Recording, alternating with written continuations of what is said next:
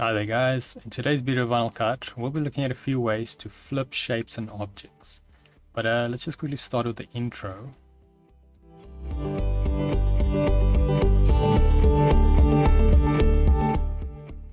So today's video can be found on softwaretraining.co.za. You guys already notice we've got a variety of different softwares we do cover, and also we upload videos daily.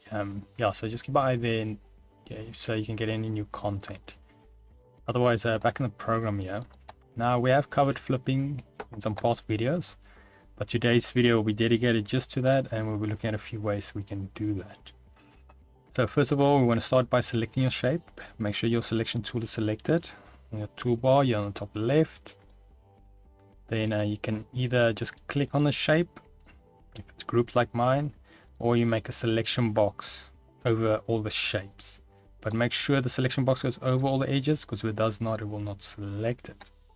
But on that note, a pro tip or extra tip is just keep shifting, make your selection box, and then wherever or whichever shapes the rectangle touches, the selection rectangle, it will select. Or you can also go on your layers panel here on the right and just click on your layer. It will be highlighted in blue. Now, the most easiest way I would say to flip an object is most probably under your position and size settings. So like a panel, and then we've got here at the bottom the flip. So you'll see that we have flip, and it's a flip horizontally, flip vertically. Now if we click it, let's say horizontally, you will see your shape flips. Click vertically, so also will flip. By default, if you select a shape, it will automatically take you to that panel, position and size. But if it is something like text, it will probably take you to your text first, possibly. And then, so otherwise you select it. And another way we can do this is you go on top here to Object.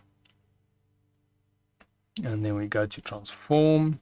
And then we can have Flip, they call it Mirror, horizontally or vertically. And then, a quicker way to do that is but the same place or the same option is you right click, you go to transform, and then you have that same two options. So that is it on flipping.